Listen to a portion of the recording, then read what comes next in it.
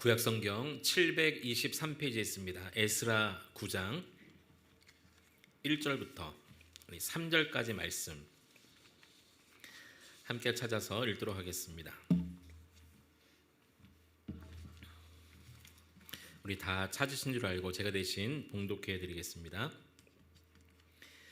이 일 후에 방백들이 내게 나와 이르되 이스라엘 백성과 제사장들과 레위 사람들이 이 땅 백성들에게서 떠나지 아니하고 가나안 사람들과 헷 사람들과 브릿 사람들과 여붓 사람들과 암몬 사람들과 모압 사람들과 애굽 사람들과 아모리 사람들의 가증한 일을 행하여 그들의 딸을 맞이하여 아내와 며느리로 삼아 거룩한 자손이 그 지방 사람들과 서로 섞이게 하는데 방백들과 고관들이 이 죄에 더욱 으뜸이 되었다 하는지라. 내가 이 일을 듣고 속옷과 겉옷을 찢고 머리털과 수염을 뜯으며 기가 막혀 앉으니. 아멘. 오늘 저는 자복이 아닌 회개를 이라는 제목으로 함께 말씀 나누기 원합니다. 한번 제목을 따라해 보실까요? 자복이 아닌 회개를. 이스라엘 백성들은 하나님의 은혜로 말미암아 출애굽을 했습니다. 그리고 약속의 땅 가나안에 들어갔습니다. 그러나 가나안 땅에 들어갔어도 그 땅에 있는 이방 신을 섬기는 많은 사람들을 다 쫓아내지 못하고 함께 섞여 살다 보니까 이스라엘 백성들조차도 같이 우상을 섬기는 그런 일들이 계속해서 있었습니다. 하나님은 계속해서 각 시대마다 사사시대나 왕정시대나 계속 선지자를 보냈습니다. 그리고 돌아와라 돌아와라 하나님만 섬기라 우상을 버리고 나를 따르라 계속해서 보낸 선지자의 메시지가 들렸음에도 불구하고 그렇게 하지 않습니다. 결국 하나님의 심판을 자초하는데요. 하나님께서 또 아수르 시대에 바벨론 시대에 페르시아 시대를 거치면서도 계속해서 하나님이 이스라엘 백성들을 심판하셔서 그 나라의 지배 아래 살게 하십니다. 바벨론에는 70년간 포로로 끌려가 살게 하셨습니다. 그러나 진노 중에도 불쌍히 여기심이 있었기 때문에 다시 포로 생활을 끝나고 돌아오게 하셨죠. 포로로 끌려갈 때도 1차, 2차, 3차에 거쳐서 끌려가게 하셨고요. 다시 귀환할 때도 1차, 2차, 3차에 포로 귀환단이 있었습니다. 역사적으로 좀 살펴보면 1차 포로 귀환은요 BC 538년에 있었습니다. 바벨론의 고레스 왕이 칙령을 내려서 하나님의 은혜로 이스라엘 백성들이 1차 포로 귀환을 합니다. 그때 왔던 사람들이 스룹바벨과 예수아를 중심으로 1차 포로 귀환을 합니다. 와서 가장 먼저 했던 것이 무엇이냐면 무너진 성전을 재건했고요. 멈췄던 제사와 각종 모든 절기를 다 지킵니다. 그리고 1차 포로 귀환이 있은 지 80년이 지난 BC 458년도에 페르시아의 아닥사스다 왕의 칙령으로 말미암아 오늘 본문에 나오는 이 에스라가 2차 포로 귀환단을 이끌고 돌아옵니다. 무려 1차 포로 귀환이 있은 지 80년이 지난 때였습니다. 3차 포로 귀환은요 BC 444년 그러니까 2차 포로 귀환이 있은 지 14년이 지난 이후에 페르시아의 역시 아닥사스다 왕 때에 느헤미야를 중심으로 또 3차 포로 귀환단이 돌아옵니다. 그들이 와서 했던 것은 성벽을 재건하는 것이었습니다. 1차 포로 귀환 때는 성전을 재건했고요. 3차 포로 귀환 때는 성벽을 재건했습니다. 그런데 오늘 이 본문의 이 역사적 시점은 어디쯤 되냐면요. 1차 포로 귀환 이후에 80년이 지난 이후에 이 에스라가 2차 포로 귀환단을 이끌고 돌아왔더니 오늘 성경에 보니까 기가 막힌 일이 있습니다. 오늘 3절 마지막에도 그동안 있었던 일을 다 에스라가 들었을 때 이 일을 듣자 속옷과 겉옷을 찢고 머리털과 수염을 뜯으며 기가 막혀 앉았다. 그렇게 기록하고 있습니다. 그동안 어떤 일이 있었는가? 네, 1차 포로 귀환 때에 가장 먼저 했던 일이 무엇이라고 했습니까? 성전을 재건하는 일입니다. 그런데 성전을 재건했지만 예배 문화가 없었어요. 절기와 그리고 제사가 다시 회복됐지만 그러나 기준이 없었습니다. 그러니까 중구난방식이었습니다. 기준이 없었다는 것은 율법을 다 잊어버렸다는 겁니다. 그런데 그 이유를 오늘 본문에 이렇게 우리에게 알려주고 있습니다. 80년 전에 이미 포로 귀환이 시작돼서 성전도 짓고 제사도 절기도 다 시작됐는데 완전히 엉망이었어요. 그런데 그 이유가 무엇인가? 네, 오늘 본문 1절을 다시 한번 보시기 바랍니다.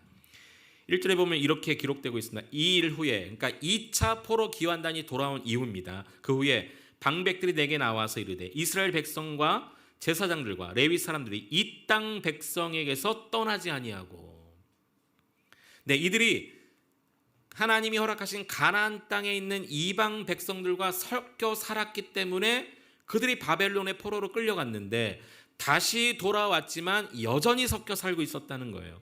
여기 그 이방 민족들이 다 나옵니다. 가나안 사람, 헷 사람, 브리스 사람, 여부스 사람, 암몬 사람, 모압 사람, 심지어 저 밑에 살고 있는 애굽 사람, 그리고 아모리 사람들의 가증한 일을 다 행하여 그대로 섞여 살고 있습니다.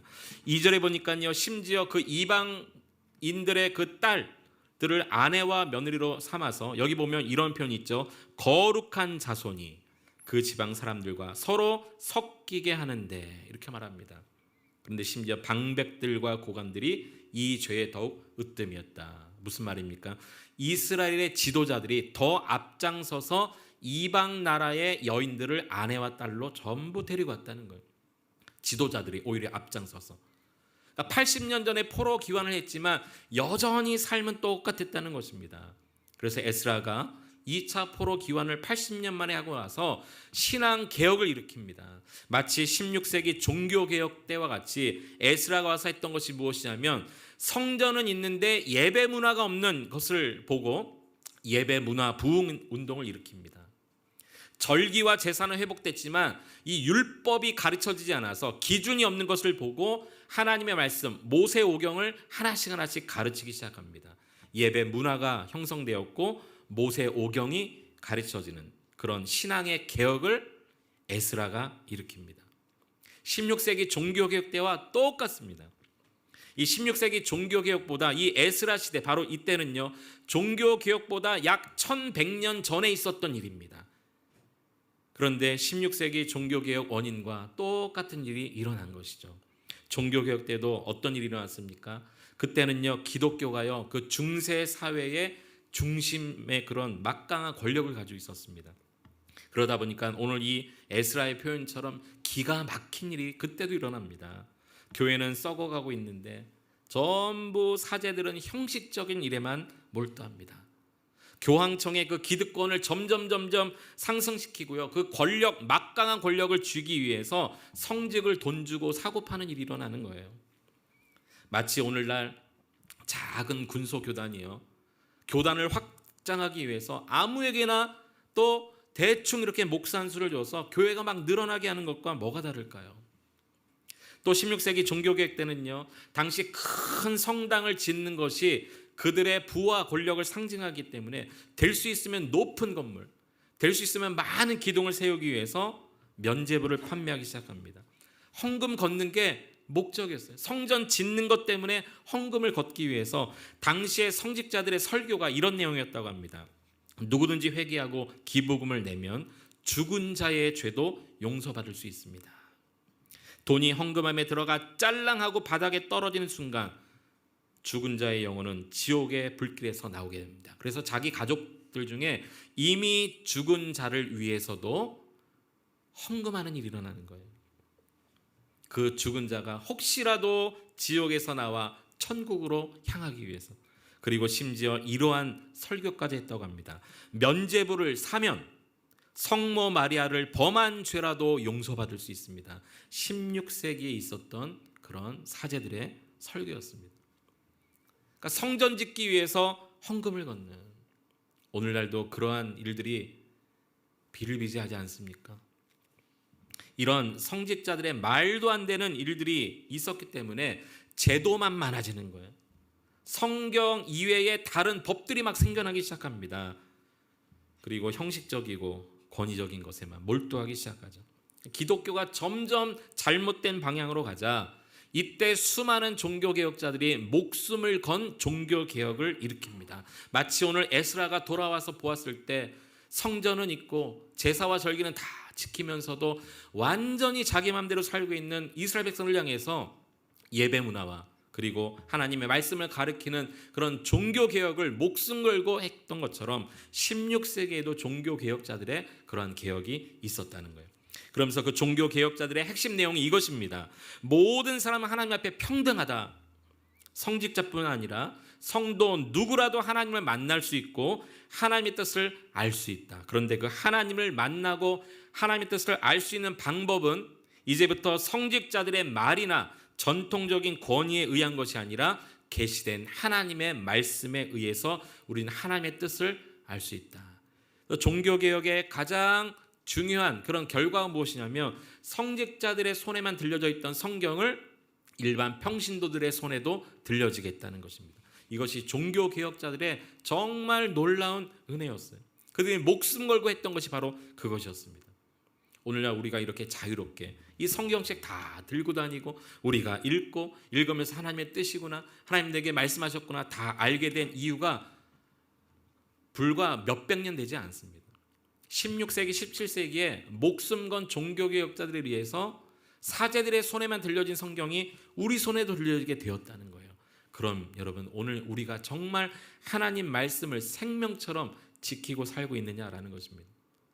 혹시 우리가 종교개혁 시대처럼, 아니 에스라 시대처럼 성전은 있고 예배 다 있지만 혹시 우리는 여전히 세상과 섞여 살고 있으면서 거룩한 자손이 하나님을 모르는 사람들과 섞여 사는 그 문화 속에서 우리가 본질을 놓쳐버리고 살고 있지는 않는가라는 것이죠.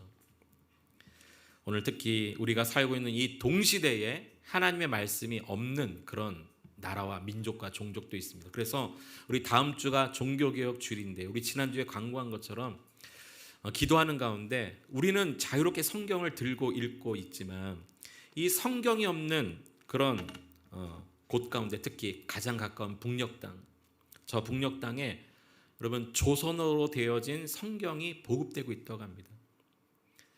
그런 성경을 보급하는 선교 단체가 있어요. 책뿐만이 아니라 SD 카드나 아니면 MP3 같은데 성경을 전부 녹음을 해가지고 탈북자들이 직접 성경을 조선어로 다 녹음을 해서 그것을 다시 북으로 보내는 그런 일을 하는 선교 단체가 있습니다. 우리는 자유롭게 성경을 들고 다니지만 여전히 성경이 없어서 하나님을 모르는 저 북녘 땅 우리 동포들을 위해서 조선어 성경 보내는 운동에 우리가 동참하려고 합니다. 우리 아이들도 다 했으면 좋겠어요. 뭐 1,000원도 좋습니다. 2,000원도 좋습니다.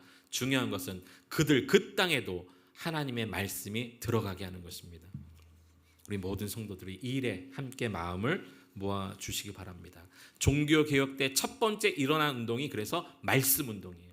이제 성경이 다 보급되다 보니까 말씀을 읽고 하나님 뜻을 깨닫고 말씀의 부흥이 일어나기 시작합니다. 그런데 또 다른 하나 부흥의 운동이 일어났던 것이 있어요. 그것이 무엇이냐면 회개 운동입니다. 회개 운동. 하나님 말씀을 읽다 보니까 이스라엘 백성들처럼 우리가 잘못했구나, 우리가 범죄했구나, 우리가 하나님 뜻에서 벗어났구나라는 것을 알다 보니까 회개 운동이 일어나기 시작하는, 종교개혁의 크게 두 번째 우리에게 좋은 영향력을 미쳤던 것이 무엇이냐면 회개입니다.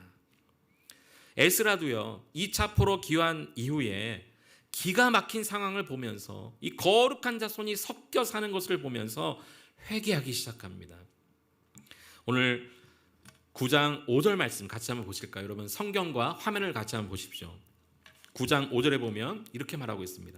저녁 제사를 드릴 때에 내가 근심 중에 일어나 속옷과 겉옷을 찢은 채 무릎을 꿇고 나의 하나님 여호와를 향해 손을 들고, 에스라가 먼저 손을 들고 회개하기 시작합니다. 6절에 보니까 말하기를 나의 하나님이여 내가 부끄럽고 낯이 뜨거워서 감히 나의 하나님을 향해 얼굴을 들지 못하오니 이는 우리 죄악이 많아 정수리에 넘치고 우리 허물이 커서 하늘에 미침이니이다. 7절 우리 조상들의 때로부터 오늘까지 우리의 죄가 심하매 우리의 죄악으로 말미암아 우리와 우리 왕들과 우리 제사장들을 여러 나라 왕들의 손에 넘기사 칼에 죽으며 사로잡히며 노략을 당하여 얼굴을 부끄럽게 하심이 오늘날과 같으니이다. 이전에 바벨론 포로로 끌려갔던 것을 추억하면서 그때도 우리 죄악이 이렇게 커서 하나님이 이렇게 하셨는데 오늘날도 똑같습니다. 그렇게 말하고 있는 거예요. 8절에 보면 이제 우리 하나님 여호와께서 우리에게 잠시 동안 은혜를 베푸사 얼마를 남겨두고 피하게 하신 우리를 그 거룩한 처소에 박힌 목과 같이 받게 하시고 우리 하나님이 우리 눈을 밝히사 우리가 종노릇하는 중에서 조금 소생하게 하셨나이다. 바벨론에 끌려갔지만 우리를 다시 돌려보내 주셨습니다. 그렇게 기도하고 있고요. 9절에 보니까 우리가 비록 노예가 되었사오나 우리 하나님 우리를 그 종살이하는 중에 버려두지 아니하시고 바사 왕들 앞에서 우리가 불쌍히 여김을 입고 소생하여 우리 하나님의 성전을 세우게 하시고 다시 돌아와서 성전을 세웠다는 거죠. 80년 전에 그 무너진 것을 수리하게 하시며 유다와 예루살렘에서 우리에게 울타리를 주셨나이다. 10절에 보니까 우리 하나님이여 이렇게 하신 후에도 바벨론에 돌아와서 성전도 다시 재건하고 그렇게 하신 후에도 우리가 주의 계명을 저버렸사오니 이제 무슨 말씀을 하오리까. 에스라는 하나님 앞에 두 손을 들고 회개하면서 하나님께서 우리와 함께 하셨는데 우리가 하나님을 저버리고 바벨론에 끌려갔지만 하나님이 그 중에서도 우리를 불쌍히 여기셔서 다시 돌아왔고 성전도 지었는데 그런데 와서 보니 이렇게 하신 후에도 우리가 이러한 은혜를 받았음에도 불구하고 여전히 우리 백성들이 주의 계명을 저버렸으니 내가 무슨 말을 할 수 있겠습니까? 에스라는 지금 하나님 앞에 회개하기 시작합니다. 오늘날도 여러분 회개가 필요합니다. 우리도 회개하며 살아야 됩니다. 우리 그리스도인의 삶에 절대 뗄래야 뗄 수 없는 게 회개입니다. 그런데 문제는요, 회개를 말하면서도 실제 회개가 내 삶과 연결되지 못하고 있다는 거예요. 그 이유가 무엇인지 아십니까? 회개와 자복을 헷갈려하기 때문입니다. 어떤 분은 하나님 앞에 죄를 고백하는 것을 회개라고 생각합니다. 어떤 분은요, 울면서 하나님 앞에 기도하는 것을 회개라고 생각합니다. 오래전에 저희 딸이 중학교 1학년 때였습니다. 이제 유초등부를 졸업하고 중고등부에 올라와서 중고등부 수련회를 다녀왔는데요. 이제 부모로서 이제 물어봤어요. 궁금한 거죠. 은혜 많이 받고 왔니? 회개는 많이 했어? 그랬더니 저희 딸이 뭐라고 얘기하는지 아십니까? 네, 회개 많이 했어요. 집회할 때 많이 울고 왔어요. 그렇게 얘기하는 거예요. 엉엉 울면 그게 회개라고 생각을 하는 거예요. 그게 회개가 아니라는 것을 정확히 알려준 적이 있습니다. 오래전에 제가 개인적으로 알고 있는 형사 한 분이 계십니다. 이분이 하는 얘기가 기억이 났어요. 죄를 짓고 오랫동안 경찰을 피해 도망 다니던 사람들의 대부분이 잡히자마자 취조할 때 처음으로 하는 얘기가 이제 좀 속이 시원하다라는 얘기를 하더라는 거예요. 차라리 잡히니까 속이 시원하다는 것입니다. 여러분, 이렇듯이 자신의 죄를 고백하는 것, 이것은 자복인데요. 자복한 것만으로도 마음이 한결 가벼워지고 시원해지는 것은 사실입니다. 그러나 자복한 것을 마치 회개한 것처럼 생각하는 경우가 있는데 이것은 잘못된 것입니다. 성경은 자복과 회복을 동시에 이야기를 하고는 있습니다. 우리 먼저 마태복음 3장 6절 말씀 같이 한번 우리 화면을 통해서 읽어보겠습니다. 시작. 자기들의 죄를 자복하고 요단강에서 그에게 세례를 받더니. 여기 보면 자복이라는 말이 나옵니다. 이 자복은요, 입으로 하는 고백입니다. 헬라어로 말하면 자복이라는 말이 엑소몰로게오라는 말인데요, 세 가지 의미를 가지고 있습니다. 첫 번째는 고백하다. 하나님, 제가 이러이러한 잘못을 범했습니다. 고백하다라는 의미고요. 두 번째는 동의하다. 누군가 나에 대해서 이런 잘못을 했다라고 말해줬을 때 네, 제가 동의합니다. 제가 맞습니다. 그런 잘못을 저질렀습니다. 이게 바로 엑소몰로게오고요. 세 번째는 약속하다라는 의미를 가지고 있습니다. 앞으로 죄를 범하지 않겠습니다. 약속하는 것. 이것이 자복입니다. 그런데 이 세 개의 공통점은요, 고백을 하든 동의를 하든 약속을 하든 전부 입으로 한다는 거예요. 그러니까 자복은 입으로 하는 고백입니다. 그런데 회개는 좀 다릅니다. 마태복음 4장 17절에 예수님이 하신 말씀 가운데 회개라는 말이 나오는데요, 이때로부터 예수께서 비로소 전파 이르시되 회개하라, 천국이 가까이 왔느니라 하시더라. 여기 회개라는 말이 나옵니다. 이 회개라는 말은요, 완전히 돌아선다라는 의미를 가지고 있는 헬라어 단어 메타노에오라는 단어를 쓰고 있습니다. 이 메타노에오라는 단어는요, 두 가지 의미를 가지고 있습니다. 하나는 길을 바꾼다라는 의미를 가지고 있습니다. 내가 A라는 길을 가고 있는데 가다 보니까 이게 잘못된 길임을 알았을 때 방향을 180도 돌려서 B 쪽으로 간다는 의미를 가진 단어입니다. 또 회개라는 단어는요, 두 번째 의미가 움켜진 것을 완전히 다 놓는다는 의미를 가지고 있습니다. 내가 움켜진 것이 가만히 보니까 잘못됐다는 것을 알았을 때 완전히 다 놓는다는 거예요. 이 두 가지 공통점, 길을 바꾼다, 움켜진 것을 내려놓는다, 이 두 가지 공통점은요, 말로 하는 게 아니라 행동으로 한다는 것이죠. 자복은요, 회개의 시작일 수는 있습니다. 그러나 자복 그 자체는 완전한 회개는 아닌 것입니다. 하나님, 제가 잘못했습니다. 다시는 그런 죄를 짓지 않겠습니다. 이것은 자복입니다. 그러나 이 자복이 행동으로 옮겨져서 정말 자복한 대로 행동이 바뀌어질 때만 회개인 것입니다. 그런데 문제는 말로 자복은 잘하는데 행동으로 옮기는 데는 우리가 잘 되어지지 않는다는 것이죠. 예전에 어떤 분이 그런 고백을 하신 적이 있습니다. 오랫동안 교회를 안 나오신 어느 집사님이 오랜만에 전화 통화가 돼서, 집사님 이제 교회 나오셔야죠. 나오십시오. 괜찮습니다. 오랫동안 나오지 못한 거 괜찮습니다. 지금이라도 나오면 됩니다. 라고 말씀드렸더니 교회는 가고 싶은데 그동안 죄를 너무 많이 지어서 못 가겠다는 거예요. 교회 가고는 싶은데 죄가 많아서 못 가겠다. 이 말을 듣는 순간 저는 이렇게 이해가 되더라고요. 몸에 때가 너무 많은데 남에게 피해를 끼칠까 봐 목욕탕 못 가겠다. 이런 말로 들리는 거예요. 여러분, 때가 많으면 목욕탕 가야 되지 않아요? 우리 주님도 뭐라고 말씀하셨습니까? 내가 온 것은 죄인을 불러 구원시키러 왔다. 그렇게 말씀하셨죠. 교회는요, 의인이 필요 없는 곳이에요. 죄인이 와야 되는 곳입니다. 그런데 이러한 고백을 하는 분들을 가만히 보면 자기가 죄인이라는 것은 동의하지만 그 죄의 삶에서 벗어나고 싶은 생각은 없는 거예요. 여러분 어떠십니까?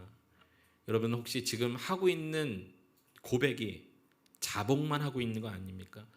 혹시 행동까지 바뀌어지는 회개까지 나아가고 계십니까? 오늘 에스라가 80년 만에 2차 포로 귀환단을 이끌고 왔지만 이 모습을 보면서 너무너무 안타까워하는 거예요. 말은 있었을지 몰라도 행동은 바뀌지 않은 이스라엘 백성들의 모습을 보면서 너무도 안타까워서 신앙의 개혁을 일으킨 거 아니겠습니까? 자복은요, 점과 같습니다. 그때 찍는 점과 같고 회개는요, 선과 같습니다. 점은 선의 시작인 것은 분명합니다. 그러나 점 자체가 선일 수는 없습니다. 자복이 회개의 시작일 수는 있지만 자복 그 자체가 회개는 아니라는 것입니다.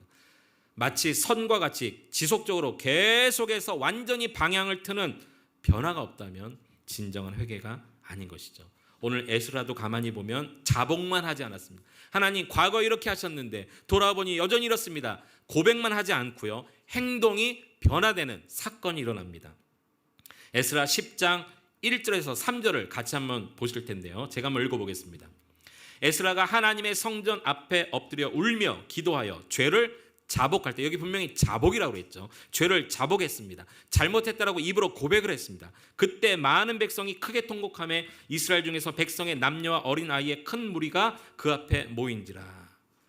이절에 보면 엘람 자손 중 여엘의 아들 스가냐가 에스라에게 이르되 우리가 우리 하나님께 범죄하여 이 땅 이방 여자를 맞이하여 아내로 삼았으나 이스라엘에게 아직도 소망이 있나니 곧 내 주 교훈을 따르며 우리 하나님의 명령을 떨며 준행하는 자의 가르침을 따라 이 모든 아내와 그들의 소생을 다 내보내기로 우리 하나님과 언약을 세우고 율법대로 행할 것이라.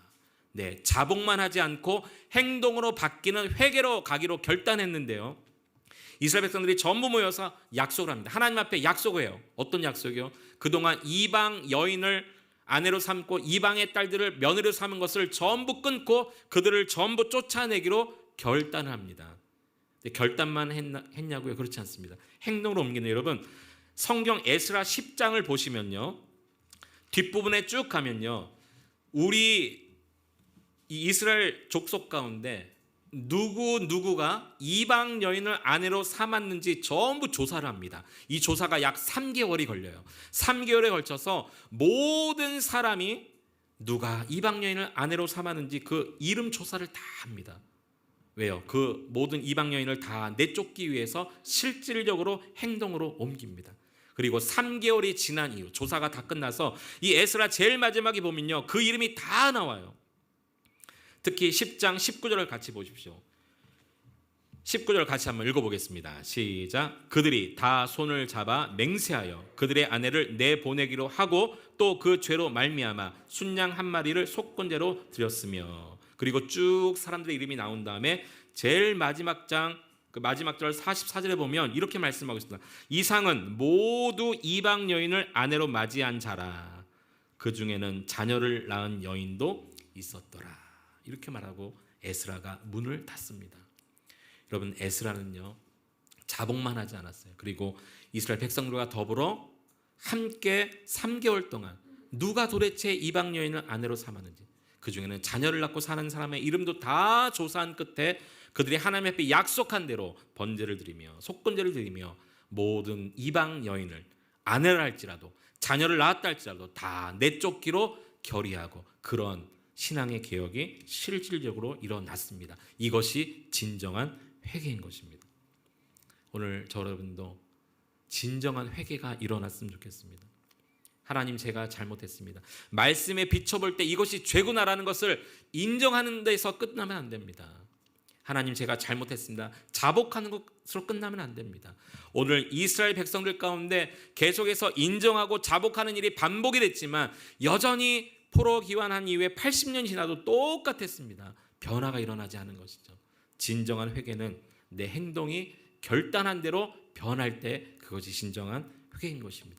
이 에스라 이후에 3차 기환을 느헤미야가 14년 만에 하는데요, 그때 다시 성벽을 재건합니다. 성벽을 재건했다는 영적인 의미가 있습니다. 이제는 이 성전, 하나님의 영광이 임하는 이 성전, 하나님의 영광이 밖으로 새어나가지 않도록 성벽을 재건했다는 거예요. 그들이 돌아와서 이렇게 하나님의 은혜가, 때로는 그들의 죄로 말미암아 은혜가 다시 단절이 되어지고 여전히 섞여 삶으로 인해서 하나님의 은혜가 강물처럼 흐르지 않았지만 에스라와 또 느헤미야의 기환을 통해서 이스라엘 백성들이 이제 더 하나님 앞에 가까이 나가는 은혜가 이어지게 된 것입니다. 오늘 이처럼 회개는 중요합니다. 그럼 왜 회개가 중요할까요? 세 가지를 말씀드리겠습니다. 왜 회개가 중요한가? 첫 번째는요, 예수님의 통치와 다스리심을 받기 위해서는 회개해야 합니다. 제가 말씀드린 회개는 행동까지 변화된 것을 말씀을 드렸습니다. 예수님의 통치와 다스리심을 받기 위해서는 회개가 필요합니다. 마태복음 3장 1절 2절에 보면 이렇게 말씀하십니다. 그때에, 여기 그때라는 것은 예수님 공생의 사역 전 세례 요한만 광야에서 주님 오실 길을 예비하고 있던 그때입니다. 그때에 세례 요한이 이르러 유대 광야에서 전파하여 말하되 회개하라, 천국이 가까이 왔느니라 하였으니, 회개하라고 그랬습니다. 여기서 말하는 천국이 가까이 왔다는 것은 예수님이 오실 길을 예비하고 있던 세례 요한의 입장에서 천국은요, 예수 그리스도입니다. 예수님이 이 땅에 오셔서 예수님의 통치와 다스리심이 이제 곧 다가왔다는 거예요. 그러므로 행동을 바꿔라, 회개하라, 이렇게 말한 거예요.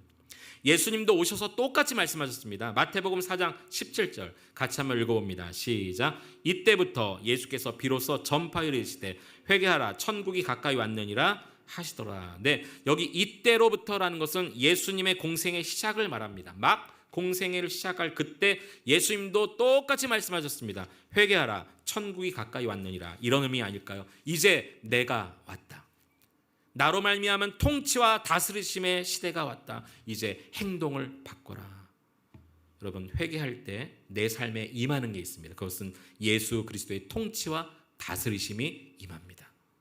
혹시 내가 신앙생활을 하고 직분도 가지고 수십 년 예배를 드리지만 내 삶에 남들은 그렇게 경험했다는 주님의 통치, 주님의 다스리심이 여러분 별로 느껴지지 않는 분 계십니까?